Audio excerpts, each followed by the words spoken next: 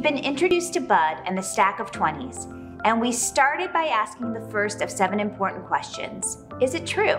But we need to ask a few more questions before deciding what to do and say about Bud.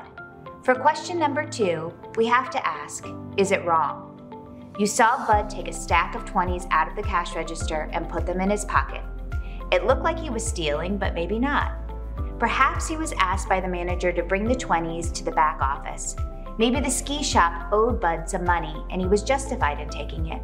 And even if Bud really stole the money, maybe his conscience got the better of him later in the day and he quietly put it all back. Before we say something about Bud, we have to be certain that what he did was genuinely wrong. If we weren't sure, the right approach is to judge Bud favorably and assume the best about him and the money.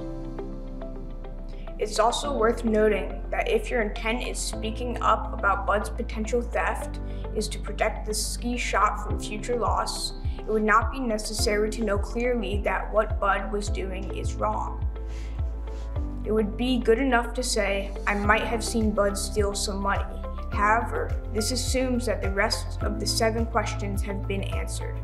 As Sally Krawcheck, the CEO and co-founder of a women's investment platform, notably said, assume the best intent in others around you. You will often be right, and even when you're not, people can rise to your view of them. The next question we need to ask is, did I speak to the offender first? The first person to speak to about Bud's potential theft is Bud. Perhaps Bud will sufficiently explain why he took the 20s and put that concern to rest. Or perhaps rebuking Bud about his theft will encourage him to admit what he did to the owner of the ski shop and return the money. Because the constructive intent here is to get Bud to repay the stolen money, if we rebuke Bud directly, we accomplish the goal without having to say anything that might be Lashon Hara.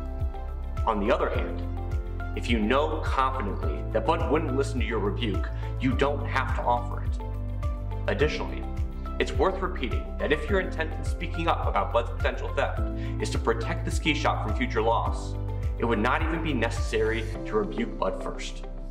In the next few videos, we'll ask questions 4 through 7 and figure out what to do and say about Bud.